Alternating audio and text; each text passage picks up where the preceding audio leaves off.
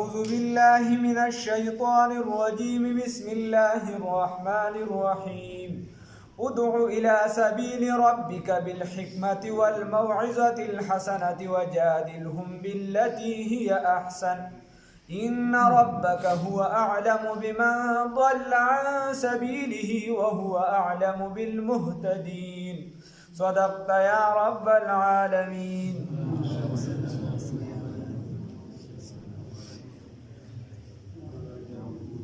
الله رب العزت په دې آیات مبارکه کې فرمای چې بلنه ورکړې د رب جانب ته د رب العزت د لارې طرف ته بالحکمت په حکمت سره. حکمت څه شي ته وایي؟ مناسبه خبره کول په مناسب وخت باندې په مناسب ځای کې مناسب سړي ته. یو کس ته خبره کوي چې دا وخت مناسب وي دا ځای مناسب وي او دا خبره مناسبه وي او دا سړی هم د خبرې مناسب وي. موزون خبره کول په موزون وخت کې په موزون ځای کې موزون سړي ته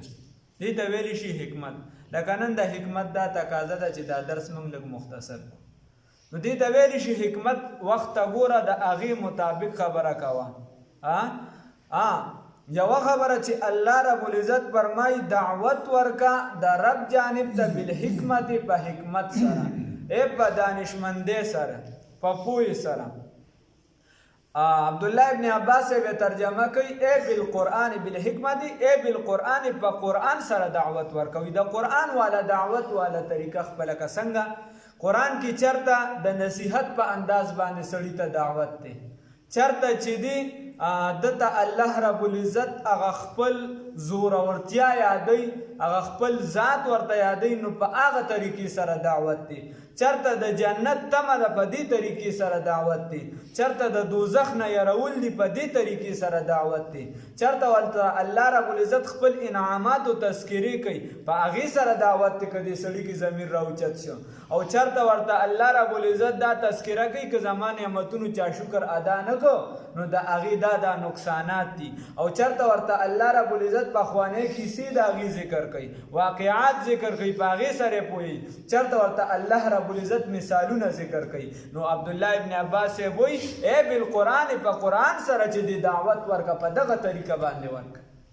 نو دا ټوله طریقه دا د داعي دپاره ضروري ده چې موقع محل ته به ګوري د هغې مناسب به چلیږي. نور د دعوت نه لوی کار که چرته وي نو الله رب العزت به پیغمبرانو ته هغه حواله کړي. الله وایي ومن احسن قولا ممن دعا الى الله وعمل صالحا وقال انني من المسلمین. هغه نه ښکلې خبره د بل چا نشته چې څوک د الله رب العزت طرف ته رابلنه کوي او خلکو ته وایي چې خپل هم نیک عمل کوي او خلکو ته وایي انني من المسلمین چې زه یم د مسلمانانو. نو دا الله رب العزت وایي نو دعوت ورکه په حکمت سره. نو ما درته ویل خبر هم سمه په سم ځای کې سم سړي ده په سم وخت کې. اوس د یو کس د پلار اپریشن شروع دی او ته ورته وایې راځې خوښه چې د الله والا خبره درته وکړم یا دغه پکې پرېږده که د کور والی شروع وي او ته ورته وایې چې دا راشه د دین خبره درته کوم نه خو کوم ورته وباسې.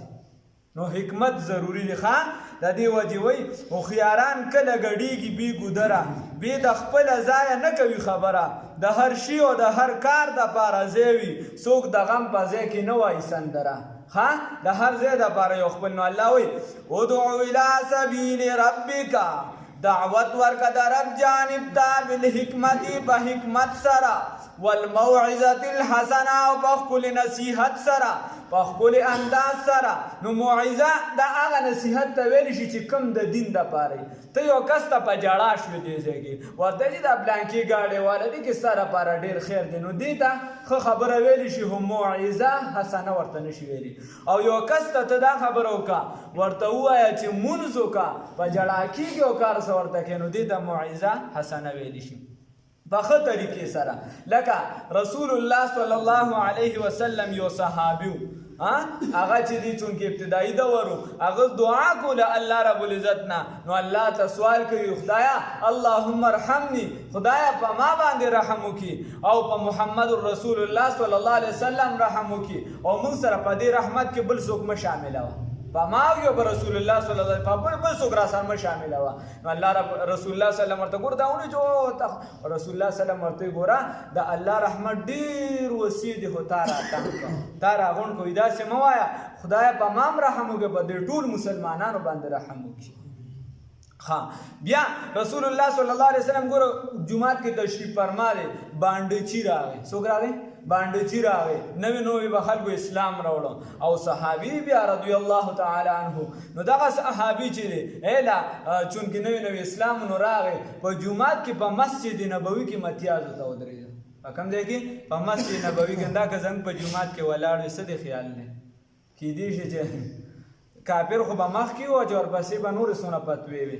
نو خبره داسې ده چې ودرېده په جومات کې متیاز یې کولې نو صحابه او اوازونه یې ورکړه رسول الله صلی الله علیه وسلم ورته نه اواز مه کوي محدثینو پکې وجې ریښتې دي ولې ورته وي و یو دا وجه چې د متیازو په منځ کې دا سړی ته ودرې او متیاز یې د ده بندې شي د دې نه بیماري جوړېږي یا د ده د متیازو خپله بیماري به د دې سړي نو رسول الله صلی الله علیه وسلم چې دی بند کړه او بله وجه دا لیکلې د محدثینو چې د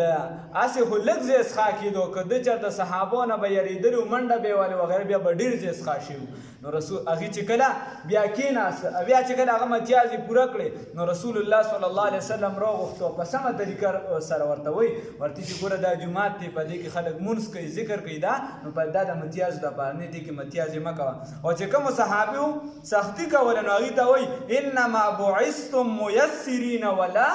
معسرین او یې تاسو رالیږلي شوي د دې دپاره چې نرمي وکړي نه د دې دپاره چې تاسو سختي وکړي سختۍ دپاره نه او رسول الله صلی الله علیه وسلم به چې باقاعده وفود لیږل نو هغې ته بیا وایي یسرو ولا تعسرو وی اسانی پیدا کې خلکو ته سختی مه پیدا کوي نو سختی به نه پیدا کوي بې ځایه خلک ځینې وخت سختۍ کوي دا نه پکار په دین کې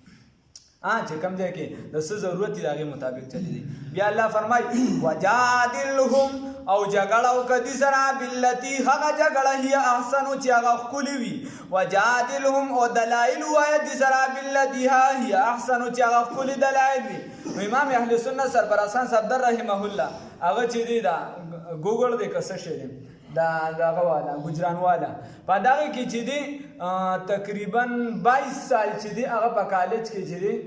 قرآن پاک تفسیر پړاو کړو نو یو پیر راپسې چې دی کس راپاسېدو ما ته وایي ما په ګیره باندې دغه وکړو چې ګوره رونو دا واجبه ده او واجب په عمل کې چې دی دا په شان د فرضو دی دا واجبه ده او واجب په عمل کې په شان د فرضو ده حکم ځان ته شي په عمل کې بشان د فرض ده نو یو کس راپاسېده سټوډنټ وی راته وایي چې استاد ته خو وایې چې دا ګیره ګوره دا خو فطرتي څیز نه دی چې فطرت سره یو څیز موافق نه وي نو کا ته پرېږدي او که نه پرېږدي ما ورته چې ولې وایي ما ته چې کوم انسان پیدا شي ده خو ګیره نه وي نو ګوره اوس دله خو څنګه به جواب ورکړي نو الله وایي په ښکلې طریقې سره ورته دلیل ووایه نو هغه ورته وایي سرفرازخان صفدر رحمه الله وایي ته چې پیدا شوې ستا غاښونه نو بچې نو دا غاښونه ټول وغورځوه ځکه چې د فطرت خلاف دي ماتې کړه وایي ته چې پیدا شوې بچې وایي ستا جامې نه وي ښه دا جامې وباسه ځکه چې دا د فطرت خلاف دي وایي ته چې پیدا شوې تا خبرې نه شوې کولی وایي بچې خبرې مه کوه دا د فطرت خلاف دي بیا ورته وایي بچې ته چې کله پیدا شي نو تا خوراک نه شي کولی دا به د مور سینه روله نو لحاظه ته چې دین اوس نور خوراک مه کوه ښه بچې دا تا ستا د فطرت خلاف دي نو په دې طریقه باندې پوه کړه نو په ښه طریقې سره الله رب العزت وایي پویولو کې ان ربک یقینا رب ستا هو اعلم هغه ډېر پوهه دی بمن په هغه چا باندې ضل عن سبیلي چې هغه ګمراه دي د هغه د لارې نه وهو اعلم هغه پوهه دی بالمهتدین په هدایت یافتو باندې